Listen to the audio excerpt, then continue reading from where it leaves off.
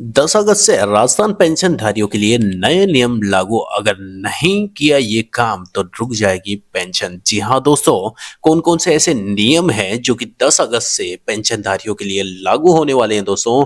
जितनी भी उनमें एक ऐसा रूल है दोस्तों, जितनी भी किस्त आपकी रुकी हुई है दोस्तों, वो 1 मिनट के अंदर आपके खाते तक पहुंच सकती है दोस्तों। लेकिन उसके लिए आपको इन सभी रूल्स को ध्यान से समझना होगा दोस्तों। अगर आप उन रूल्स को फॉलो नहीं करते हो तो आपकी जो किस्त है, आने वाली किस्त है, वो रोक ली जाएंगी दोस्तों। और जितनी भी किस्तें रुकी हुई हैं दोस्तों, उनका भी कारण बताऊंगा और सॉल्यूशन भी बताऊंगा दोस्तों कि वो क्यों रुकी हुई है और वो कैसे आपके खाते तक पहुंच सकती है दोस्तों।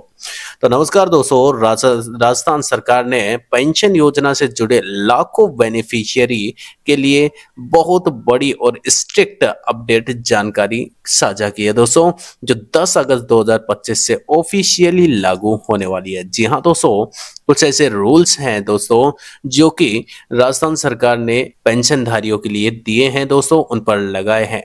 अगर आप वृद्ध, विधवा और विकलांग पेंशनधारी हैं दोस्तों, या फिर नए आवेदक हैं दोस्तों, तो ये खबर आपके लिए बहुत बड़ी होने वाली है दोस्तों। तो चलिए दोस्तों, इस वीडियो में हम स्टेप बाय स्टेप समझते हैं कि राजस्थान सरकार ने वो कौन कौन से ऐसे नियम लागू किए हैं जिससे आपकी पेंशन पर बहुत बड़ा खतरा या फिर आपकी पेंशन जो रुकी हुई है वो एक झटके में आपके खाते तक पहुंच सकती है दोस्तों। और किस डॉक्यूमेंट की जरूरत होने वाली है दोस्तों, और कौन सा डॉक्यूमेंट अनिवार्य होने वाला है, कौन कौन सी चीजें हैं दोस्तों, स्टेप बाय स्टेप समझेंगे दोस्तों। वीडियो को एंड तक जरूर देखना, और पहली बार अगर चैनल पर आए हो दोस्तों तो चैनल को सब्सक्राइब कर लेना, वीडियो को लाइक करना और ज्यादा से ज्यादा, जी हाँ दोस्तों, ज्यादा से ज्यादा पेंशनधारियों तक इस खबर को जरूर पहुंचाना। चाहे आपके गांव का कोई हो या फिर आपसे जुड़ा हुआ कोई भी व्हाट्सएप ग्रुप हो दोस्तों, उसमें इस वीडियो को जरूर शेयर करना दोस्तों। सबसे पहले ये 10 अगस्त को जारी किए गए 5 नए नियम, जी हाँ दोस्तों, 5 नए नियम जो कि 10 अगस्त से जारी होने वाले हैं दोस्तों, उनके बारे में जान लेते हैं। पहला नियम है दोस्तों, e KYC mandatory for all pensioner. जी हाँ दोस्तों, ई केवाईसी अब हर एक पेंशनधारी के लिए जरूरी होने वाला है दोस्तों। दोस्तों आपको बता दें, ऐसे बहुत सारे पेंशनधारी हैं जिन्होंने अभी तक ई केवाईसी नहीं करवाया है दोस्तों। तो दोस्तों, जितना जल्दी हो सके उतना जल्दी ई केवाईसी आप करवा लें, ताकि आपकी जितनी भी पेंशन रुकी हुई है वो एक झटके में आपके खाते तक आ सके। कैसे करवाना है वो भी बताएंगे दोस्तों। अब पहले आपको दोस्तों ये जानना होगा कि आपके खाते में प्रॉब्लम क्या चल रही है। उसके लिए दोस्तों आपको अपना जो पेंशन स्टेटस है वो देखना होगा। सरकार ने एक नया नियम भी निकाला है जिसमें आपकी जितनी भी पेंशन का स्टेटस है वो आपको एसएमएस के थ्रू भेजा जाएगा, और वो भी हिंदी में भेजा जाएगा कि आपकी जो पेंशन है वो कब तक आने वाली है, आपकी पेंशन के रुकने का कारण क्या है, आपका कौन सा दस्तावेज पेंडिंग चल रहा है। सारी खबर आपको पेंशन जो मोबाइल मोबाइल एसएमएस है उसके थ्रू दी जाने वाली है दोस्तों। लेकिन दोस्तों वो सभी के लिए नहीं है, वो उन लोगों के लिए है जिन्होंने अपना मोबाइल नंबर अपडेट करवा रखा है। अब दोस्तों उसके लिए आपको क्या करना है, उसके लिए आपको अपना पेंशन का स्टेटस जानना है। अब वो पेंशन का स्टेटस कैसे जान सकते हो दोस्तों, वो समझते हैं। अब दोस्तों पेंशन का स्टेटस जो है उसको देखने के लिए आपको जो पोर्टल है, इनका ऑफिशियल पोर्टल है ssp.rajasthan.com, इस पर आपको जाना होता है। वहां पर आपको एक अलग से ऑप्शन मिलता है पेंशन स्टेटस का, उस पर आपको देखना होता है। अगर आपको नहीं देखना आता है दोस्तों तो इसके लिए हम अलग से एक वीडियो बना देंगे, जिससे आप आराम से देख पाओगे कि आपका किस कागज की वजह से, किस कागज की कमी, किस दस्तावेज की कमी, किस डॉक्यूमेंट्स की कमी की वजह से आपकी पेंशन कई महीनों से रुकी हुई है दोस्तों। तो दोस्तों आगे बढ़ते हैं, पहले समझ लेते हैं ई केवाईसी जो है ये क्या है। अब हर एक पेंशनधारी को 10 अगस्त से पहले अपना जो आधार कार्ड है उसको और ई केवाईसी जो है वो कंप्लीट करवा लेनी है। जी हाँ दोस्तों, आधार ओटीपी से आपका क्या हो जाएगा, ई केवाईसी कंप्लीट हो जाएगा। वो आपका कोई भी नजदीकी मित्र सेंटर पर जाकर के आप आराम से करवा सकते हो दोस्तों। अगर आपने ई केवाईसी नहीं किया है दोस्तों तो आपकी जो पेंशन है वो अगस्त से रोक ली जाएगी। जी हाँ दोस्तों, अगस्त की आपकी किस्त नहीं आने वाली है दोस्तों, अगर आपने अभी तक ई केवाईसी नहीं करवाया है। तो 10 अगस्त से पहले पहले आप ई केवाईसी जरूर करवा ले दोस्तों। ये ई केवाईसी जो है ऑनलाइन भी हो सकता है और ई मित्र सेंटर पर जाकर के भी आप ई केवाईसी करवा सकते हो। दोस्तों जब इनकी जो मेन वेबसाइट है इस पर जाते हो तो एक अलग से ऑप्शन दिखाई देता है ई केवाईसी का, वहां से भी आप आराम से कर सकते हो। अगर आप जानना चाहते हो कि घर बैठे और फ्री में कैसे आप ई केवाईसी करवा सकते हो, उसके लिए हम एक अलग से वीडियो बना देंगे, तो आप कमेंट कर दीजिएगा। अब जानते हैं दोस्तों दूसरी खबर, दूसरा नियम क्या है। जीवन प्रमाण पत्र हर 6 महीने में जरूरी। जी हाँ दोस्तों, पेंशनधारियों के लिए इस बार एक नया नियम लागू कर दिया गया है दोस्तों, क्योंकि कई जो पेंशनधारी हैं वो गलत दस्तावेज दे करके पेंशन का लाभ उठा रहे थे दोस्तों। उनके हटाने के लिए और सही जो लाभार्थी है उनको लाभ मिले, इसके लिए सरकार ने यह नियम लगाया दोस्तों इस नियम के अनुसार क्या है, अब साल में 2 बार आपको, जी हाँ दोस्तों, साल में 2 बार अब आपको जीवित प्रमाण पत्र सबमिट करवाना होगा दोस्तों। अगर आपने करवा दिया है दोस्तों तो अच्छी बात है, लेकिन अगर आपने नहीं करवाया है तो आप 10 अगस्त से पहले पहले ये सारा सारा जो जीवन प्रमाण पत्र है वो अपडेट करवा ले। जीवित प्रमाण पत्र दोस्तों अपडेट और बनाना, ये दोनों के दोनों काम ई मित्र पर हो जाएंगे दोस्तों, आप वहां पर जाकर के करवा सकते हो।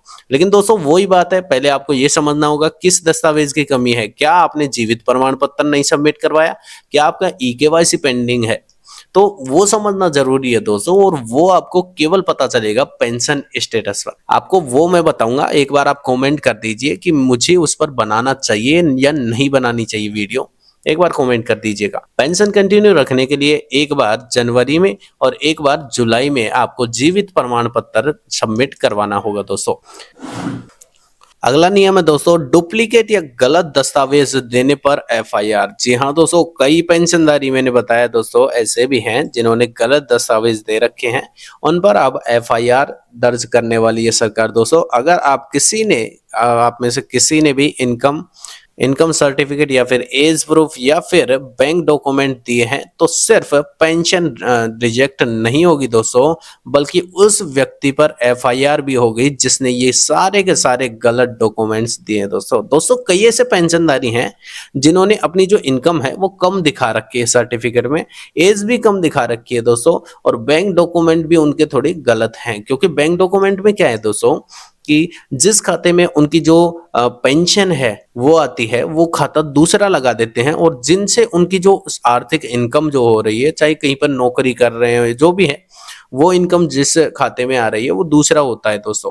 तो ऐसे गड़बड़ी करके दोस्तों गलत डॉक्यूमेंट्स लगा करके कई जो हैं वो लाभ उठा रहे हैं। अब उन पर सरकार एफआईआर दर्ज करने वाली है दोस्तों।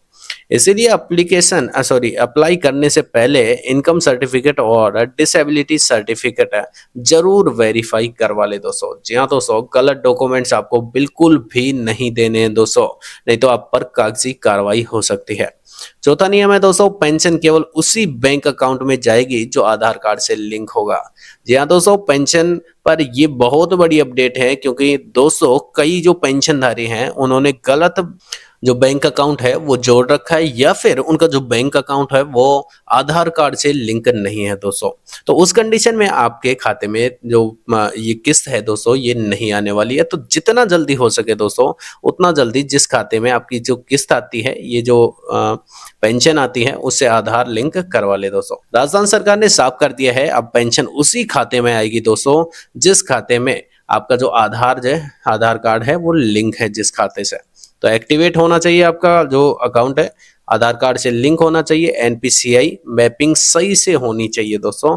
और दूसरी चीज दोस्तों, आधार कार्ड के साथ साथ अपना मोबाइल नंबर भी अपडेट करवा ले, ताकि जितनी भी जानकारी है पेंशन से रिलेटेड या फिर कोई भी ट्रांजैक्शन से रिलेटेड दोस्तों वो आपके खाते तक या फिर आपके मोबाइल तक पहुंच सके दोस्तों।